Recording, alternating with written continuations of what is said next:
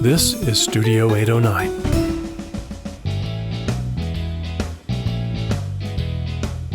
Hi, everybody. Welcome to the Outdoors Hiking Bob podcast. I'm your host, Hiking Bob Falcone. You can find me on my website at hikingbob.com, which has links to my social media, my newspaper columns, the other podcasts I've done, my photography website, and you can also check out my email, my newsletter. You can sign up for my newsletter and also send me an email if you have a suggestion for a topic or guest you'd like to have on the podcast.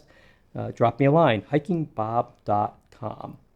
Today we're doing another podcast as part of the 2025 Give Pikes Peak campaign, which is a major campaign here in the Pikes Peak region in November and December that supports a large number of nonprofits, and specifically some in the great outdoors category. And we're talking to some people about that.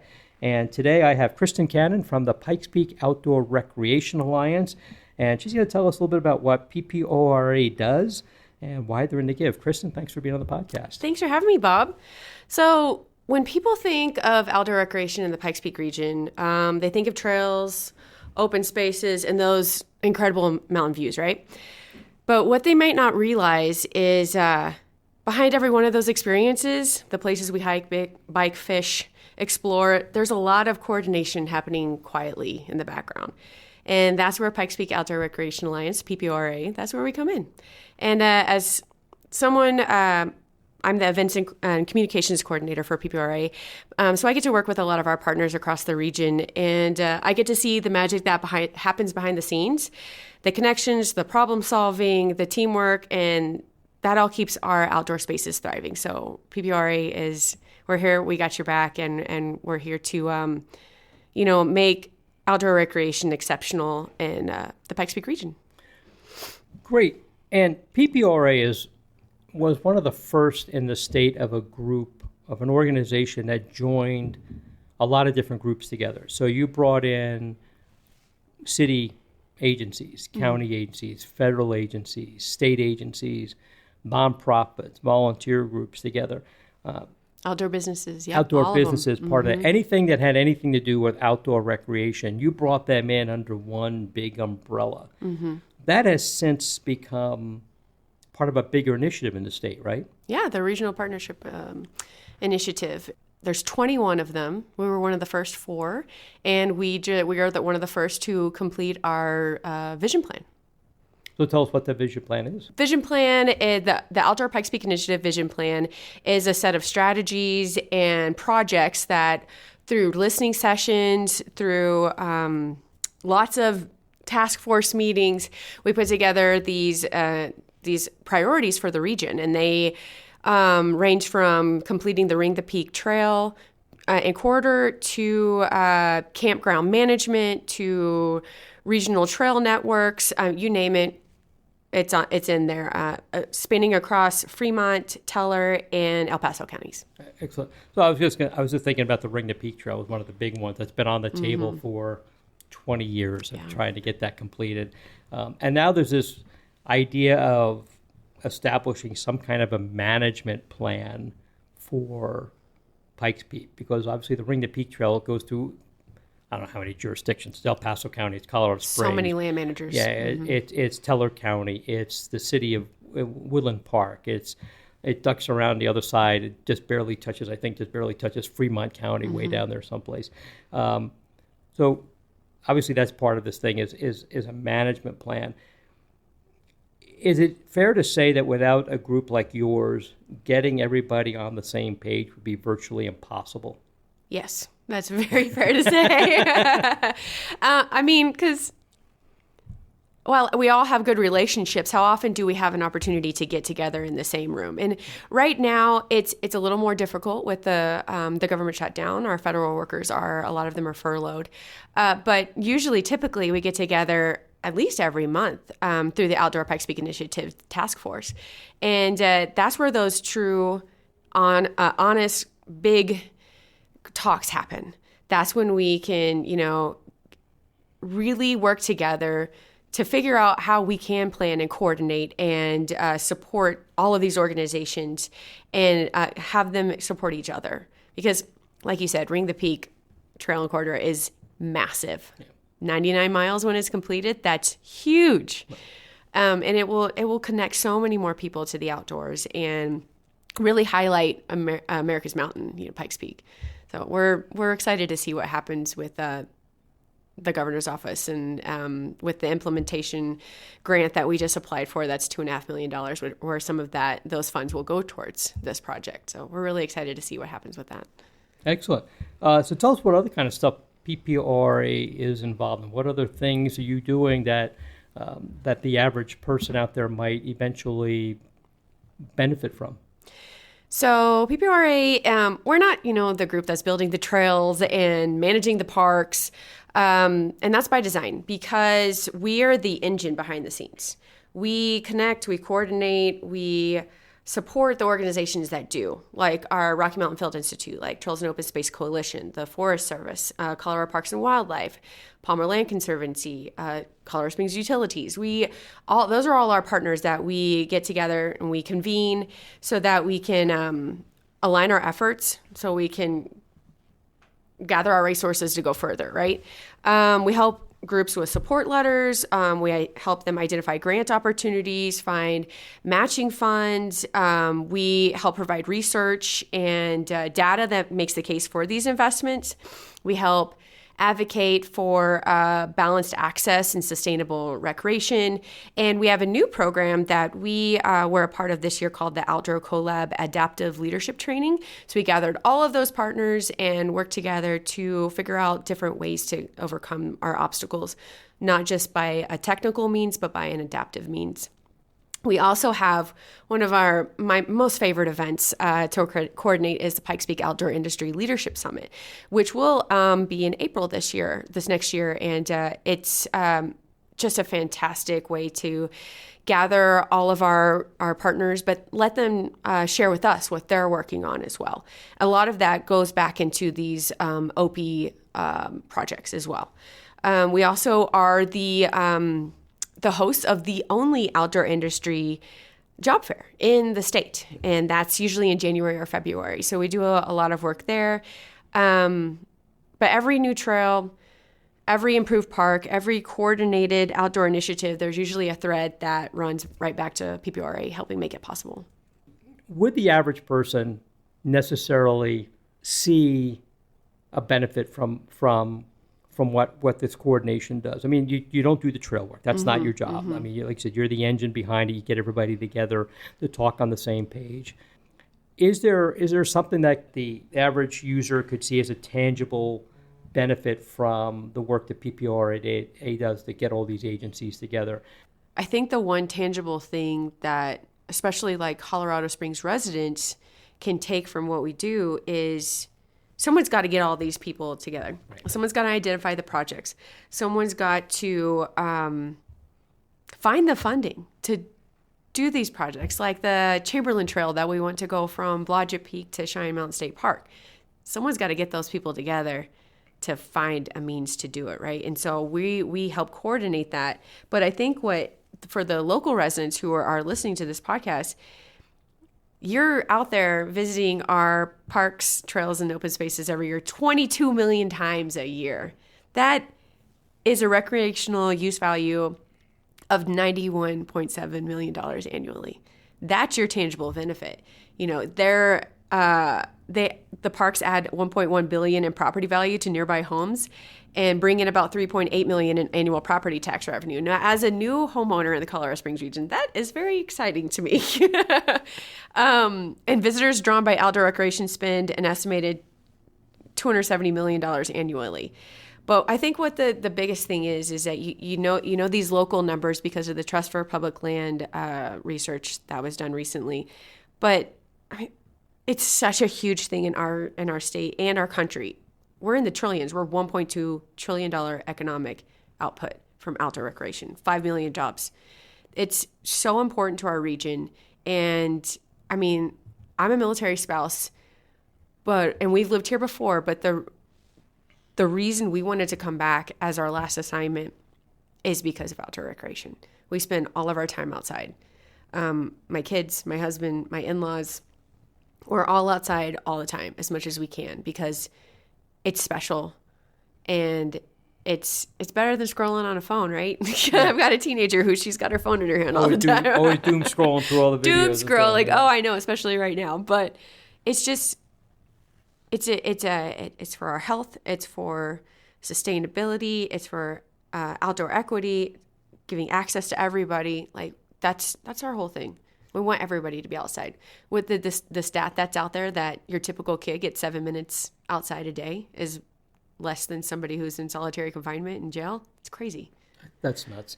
Would it be safe to say that without a coordinating group like PPORA, the Ring the Peak Trail, for example, which has been people's dream for years and years and years, would be almost unattainable to get that completed? And it's still facing a lot of hurdles. And most of those are not your fault, obviously. Yeah. They are...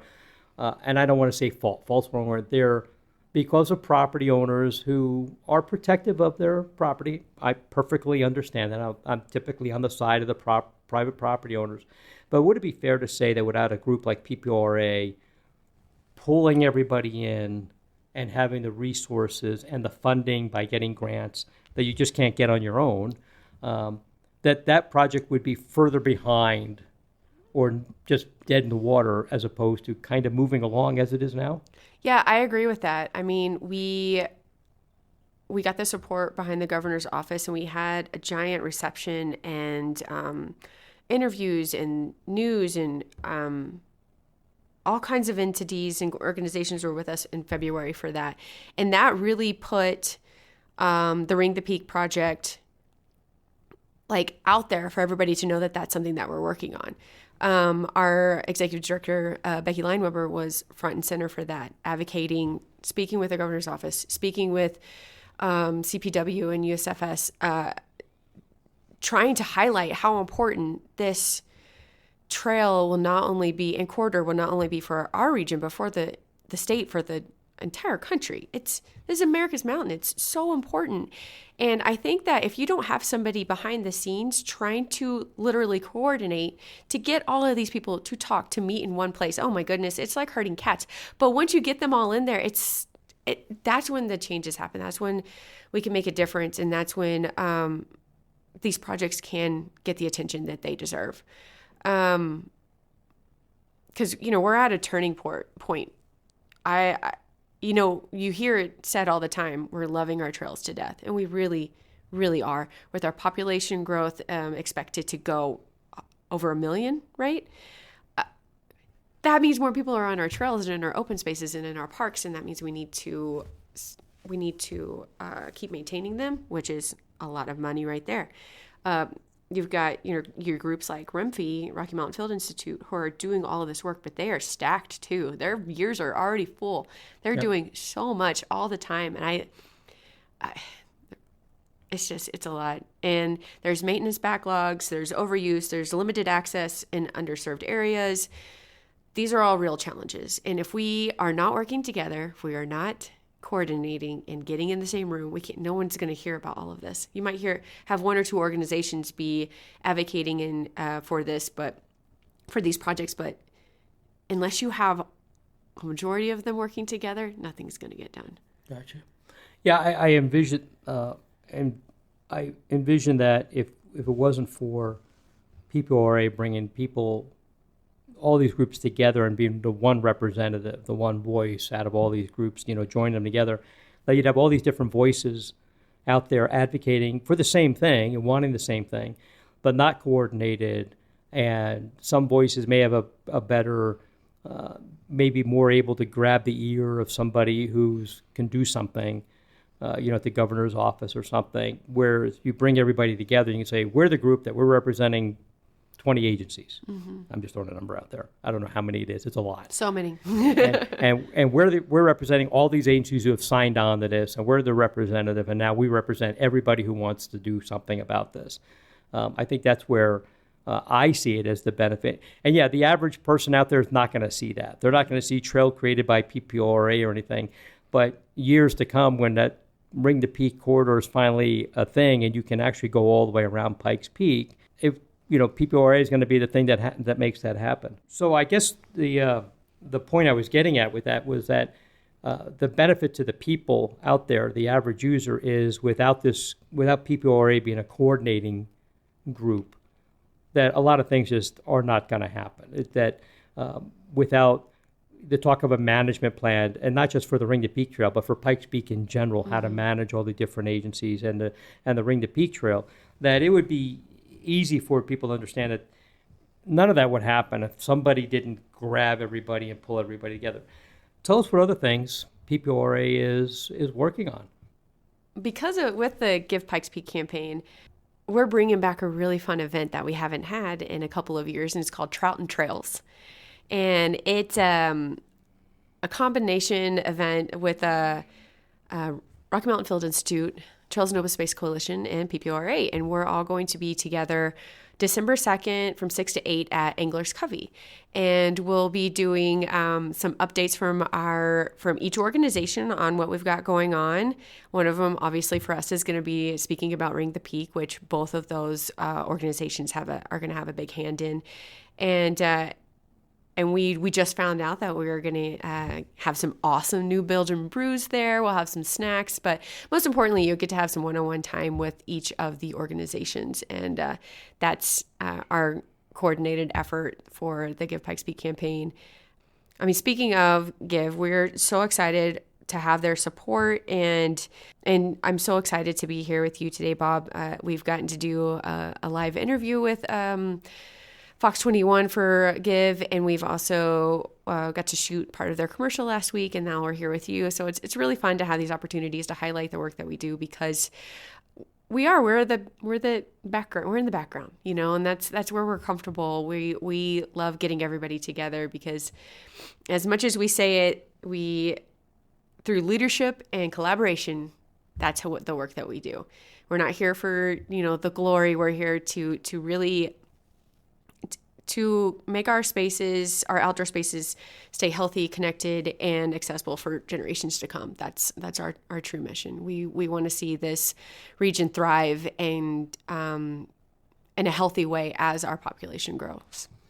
So with that, the question I always ask every group that I have on here, if I am out there and I'm looking at the Give Pikes Peak website, and I'm looking at who do I want to donate money to, tell people what would be the benefit, what would PPORA do with the money that they get through the very generous donations of the people who participate in Give Pikes Peak? How is their donation going to affect PPORA?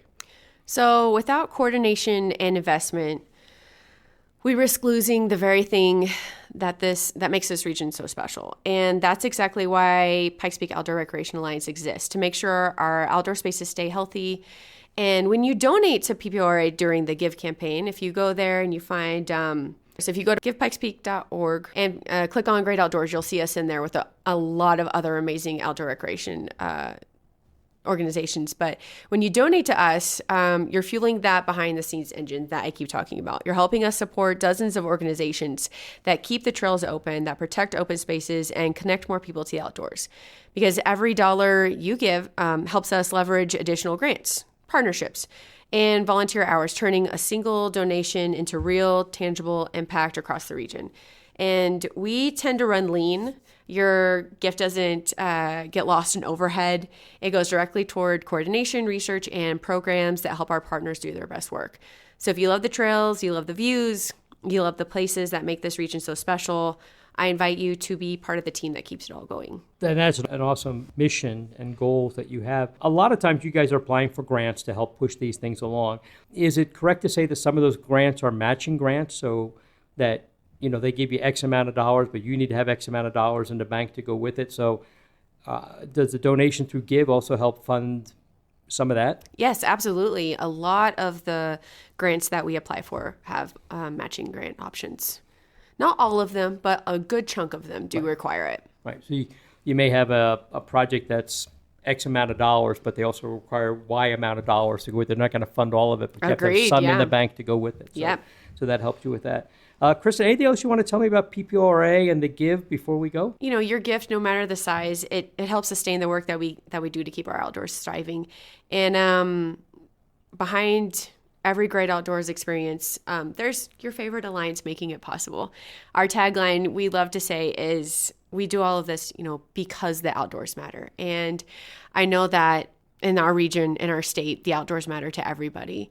And by supporting us, you support the outdoors. You can't think of Colorado without thinking about skiing or mountain biking or hiking or running or anything. Yeah, all of the above. Mountain biking, rock climbing, all of my favorite things. Fishing are right here in our backyard. Everything's here.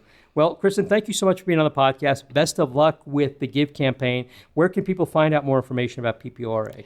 PPORA.org. Find us on Facebook, Instagram. We're there. We're sharing everything. Oh, a great place to find out information about us and our partners is our newsletter. So check out our website and subscribe to our newsletter. Subscribe to the newsletter and give pikespeak.org. Donate to PPORA and the other groups all around the spectrum. Kind of think of it like voting in Chicago. Give early and give often. Love that. All right, everybody. Thanks for listening to the Outdoors Hiking Bob podcast. We'll talk to you next time. Thanks, Bob.